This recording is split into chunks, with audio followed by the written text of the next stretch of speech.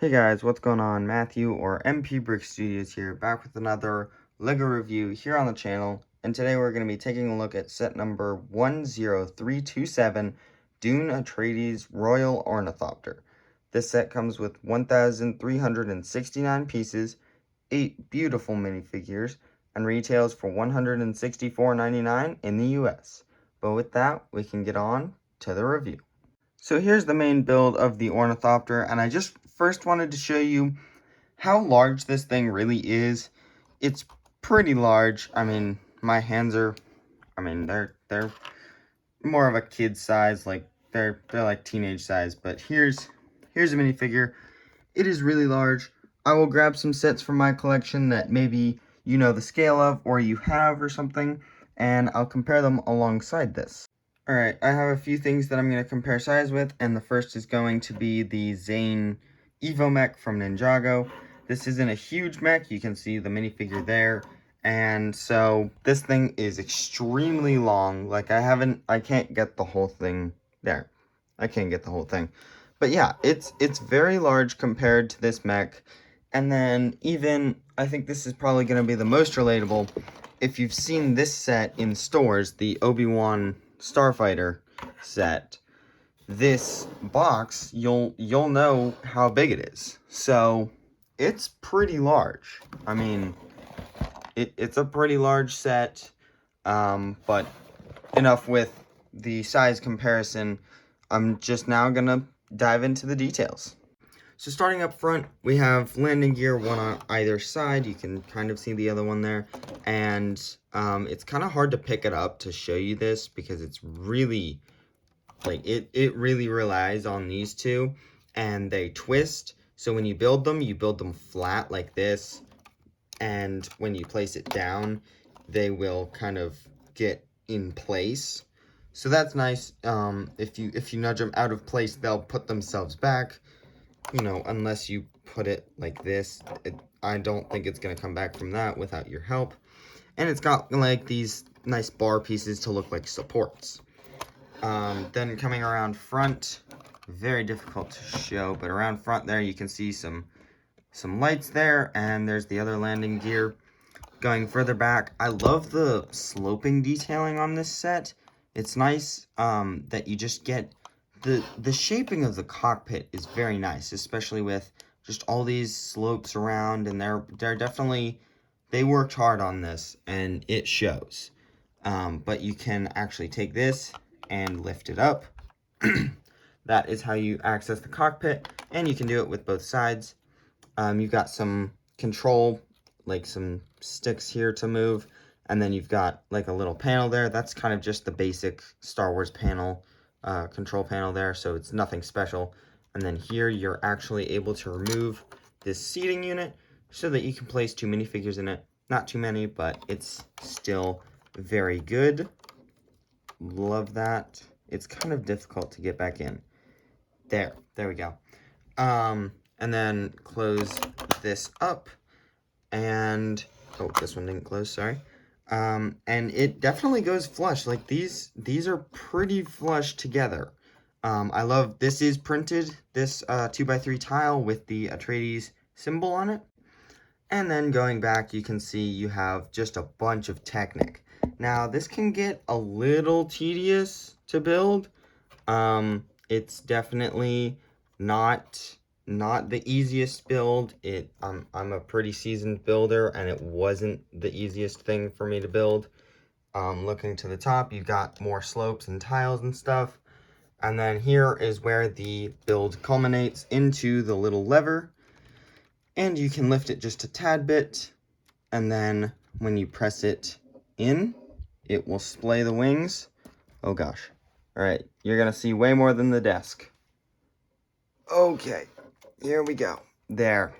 It is very large, and I'm going to go show you somewhere else. Alright, so here we are at where I display most of my big sets, and here we have the Ornithopter. You can see its wingspan.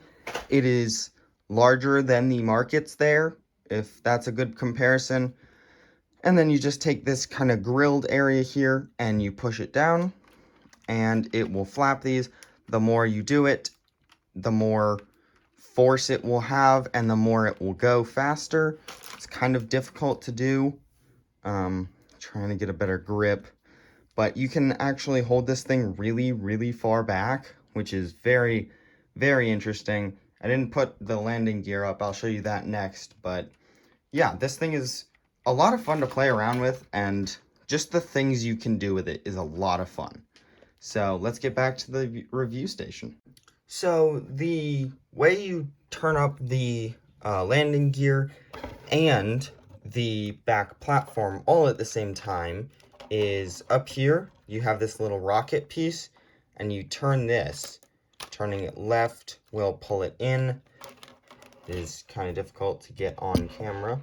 Here, turning it left, and it will all go inwards there until it clicks into place. And maybe just give it a little nudge, make sure it's in place. And there it is. It's all flush as one kind of bottom panel. And then if you want to pull it out, you turn it right, and one little click and it's out. And there it is ready to sit. One interesting thing is it has this inverted slope here, and here you have a slope, so they kind of just match up there. You do have a little bit of space up in there to kind of, you know, just the minifigures won't go in, but you can definitely get them to look like they are going in. So like if I take Paul here, we can place him right there. There you go. And he's kind of leaning back a little bit. I'm sure you guys can do it better than me. On the spot, it's kind of difficult. Maybe lean him a little forward and he will be able to. Right there. There he goes. So he's either like leaning forward or backwards. And then this spot, you don't have to lean anyone forward or backwards. And then if you ever wanted to put the Baron inside, I don't know why you would, but he does not fit whatsoever. Sorry, you're going to have to take that cape off. But then looking at the detail of these landing gear and the walk-up platform, these are a little more simple. I like how they're kind of rounded on the front. That looks nice. And they use this neat Technic kind of slope piece. And then some of the telephone pieces. And this is just kind of a basic like Technic and brick-built ramp. So that's all fine there. And then I'm actually going to splay the wings again so that I can show the detail under them while they're closed. So you've got nice detailing. These Technic holes open isn't great. And overall, I think they did a great job. Nice vents back here. And it tiles off and continues into the very back. So I think they did a great job on the side of these things. So yeah. Honestly, I only have one problem with this ship, and it is that it has red Technic pins, and that's no fun. That's not cool. The ball joints, they've made them in black before. I don't know why they're not in black here. Even some of the Technic axles there, those can be in black instead of red. So that's one of my biggest problems. Then you can see a little bit of color seeping through. I don't remember that in the movie. Maybe there's a little bit of lime green on the top, but I don't seem to recall it. So I wish this thing did have a little bit of better colors and covered up, but overall I think this thing looks amazing. It's a great toy, it's a great display piece, and I think any collector or any just Dune casual fan would love this. This is so cool, and I am very, very happy that they made it. So with that, let's get on to the amazing minifigures. Here are the first two minifigures in this set. We have Paul Atreides and Lady Jessica. So Paul is in this outfit. I'm not exactly sure what to call it, but just like this suit looking thing, it looks very nice. He looks dressed up. No leg printing, that's not awesome. I don't like that, but maybe there weren't much details to put on it. Not much of a back printing. I like what they did do, though. From the back, it almost looks like he's wearing a robe, because it looks like a robe, like the strap there. but in fact he is not. And I definitely like the symbolism on it. They've got the Atreides symbol there, and I like the little hints of gold. It looks really good, and I definitely like how they kind of showed maybe a little bit of white undershirt. His face is fine. I don't think it super does the character well, but I think it's perfectly fine for what it is. And you do have a back face here, which honestly I think probably does it better. So that's the one that I like more. This one maybe not. He's not really smiling a ton. So then coming to Lady Jessica, she has this beautiful golden gown, and she does come with an extra hairpiece. And here's what that looks like on her. I think it does fit her well enough. It's just a older Lego hairpiece, which makes sense. And then looking at her face, I definitely think it fits her well. And she does have this alternate face with kind of the mask-like thing draped over. That's what it looks like with her hair on. It's like, I think it's like that bridal thing at weddings almost. Here is what that looks like with the hood on there. And speaking of this hood, this is the newer Jedi and Sith hood, but in gold, which is interesting. I definitely like it.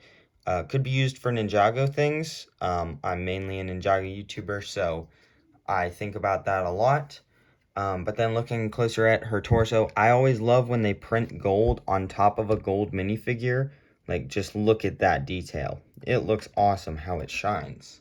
And I guess on the top there, when you see that little kind of checkered board, that makes me think of this. So it's like flowing down. So when you have this face on the front, it kind of looks like it's flowing through. And then just nice detail. I love this golden minifigure. It looks really good and just kind of a basic back print. So I think these two minifigures are great, but let's get on to the next two. Next up we have Duke Leto Atreides and Duncan Idaho. So with the Duke here, he's in one of the still suits, and every single one of them is exactly the same, no matter if they're male or female. So they all have the same detail. I probably won't go too much in depth on the other characters because they are the same. But I really feel like we've gotten this kind of head before. Like, I know we've gotten Poe Dameron minifigures, so I guess that's kind of what's making me feel like we've gotten this character before. But oh, there's a nice little expression there. Yeah, that makes me really think of Poe from Star Wars, especially one of the minifigures I have. But I think this definitely represents him well. Hair is not included. Sorry about that. But I definitely love all the mechanism and just like armor kind of detailing on the suits. And I'm not gonna go too much into this figure because it's just kind of like a repetition of some of the others. So yeah, I love the armor, love the face. It definitely captures the figure and the character very well. So I love that. Then moving on to Duncan, he's got a kind of just a basic shirt, and I think that's great. I think that would be useful for people with customs, and the head is very good. He looks like he's ready for battle right there. Turning him around, just a few shirt wrinkles and a belt there. Removing his hair, he's just got a nice little smirk there. Very happy right there. I hope we can get him in maybe like a pilot outfit one day. If they ever do any other sets, but I honestly have a feeling this may be the only one. And no leg printing, so that's sad. But I think these figures are very good, but let's get on to the next two. So next up we have Dr. Liet Kynes and Chani. These are the Fremen characters in this set, and again, they both have the still suits on. They're both the exact same, and again, repetitions of Leto back there, but I think their heads and their accessories are really what kind of matter. So I think they definitely do that. They do well at capturing the characters, and honestly, I don't know, but this may be a new hairpiece, which I definitely like it. It can do for a lot of different characters throughout any theme, like even just city. So I like that. Definitely captures her hair. Nice little smirk there. Like it. Oh, and then a mask over her face there. So that looks good. And if you want to see that around front to match with the suit there it is. And then I think this cape, I'm not sure, but I believe this cape might be a reuse. I'm not positive. It's definitely close to the one that Obi-Wan wears in one of the Kenobi sets, but I'm not positive on that. So it may be new, but it's, you know, it's just kind of a basic cape. So there it is. It doesn't really matter. But then moving on to Chani, we have just another one of those basic ponytail hair pieces here. I think it does well. Definitely meshes with the skin color well. I like that very much. They both have these very, very bright blue eyes, which is definitely very fitting, and I like that a lot. They don't exactly have pupils. They just have like I believe the white is kind of like shine instead of pupils. And then she has a breathing mask as well. Not sure. It looks like that might be the exact same print on both heads, but it's but it's on the different skin colors. So the alternate faces might be technically the same. But yeah, and then for her accessory, she has a dark tan scarf, which I don't remember getting one in dark tan anywhere else. Let me know if I'm wrong, but that may be new. Yeah, it's just a random thing. And then they did recolor, I don't believe we've gotten one of these in white before, the Hobbit dwarf sword, I guess, in white to be the worm's tooth. So there's her accessory there. And yeah, I think these minifigures definitely do well at representing what they're supposed to. And I think we can get on to the next minifigure. Next up here we have Gurnie Halleck.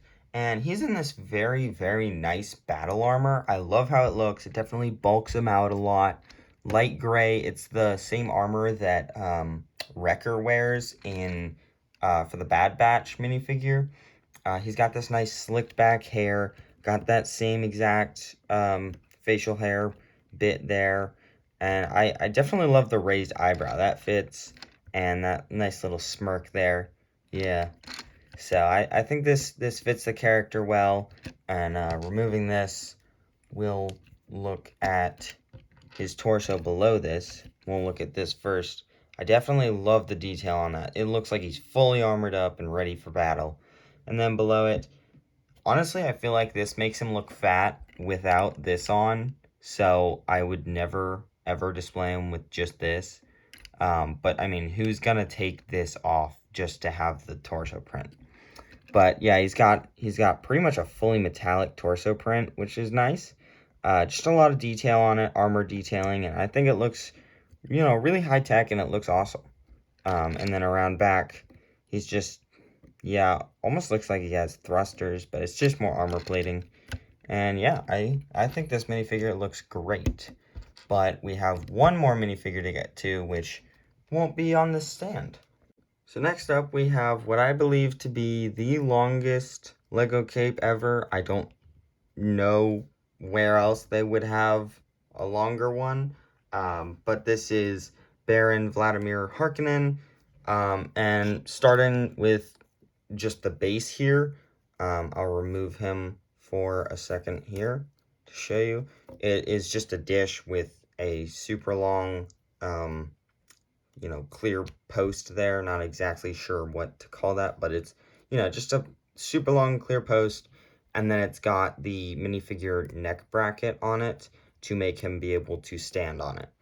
But then that's not really what you're here for. You're really here for the minifigure. And with the torso and legs, they are both plain, so there's not really much to see there. And this, oh man, this piece is insane. It comes in a really, really long sleeve. And it's really funny when you take it out and you're just like, whoa, this thing is a lot longer than I thought. Like you can see pictures of it and you won't understand how large it is. Here, let's take Paul here. Look at this. This is insanely long. You probably still don't understand how long it is. It's pretty insane. But then around back, he's just got 2 more little strands there, and one of them says Lego because it's Lego. You know, they gotta keep their branding on it. So I think they did this figure pretty well. I like that they showed the floating aspect.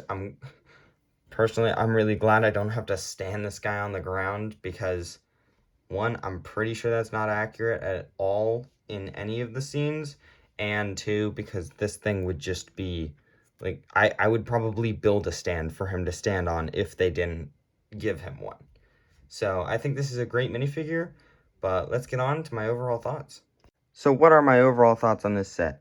I think this is a great set for any Dune fan, Lego or not fan. Like, you don't even have to be a Lego fan, and you'll probably love this. It is quite very complex through the center. I had a little bit of difficulty building it, but I think for most fans, you can probably figure it out with enough willpower. You'll be able to get this thing together, and you will love it. Maybe just take your time on building it. No rush. It's an amazing set. It is worth the wait, and I'm sure any Dune fan is already planning on getting it. So with that, I want to thank you for watching this video, and I'll see you in the next one. Bye.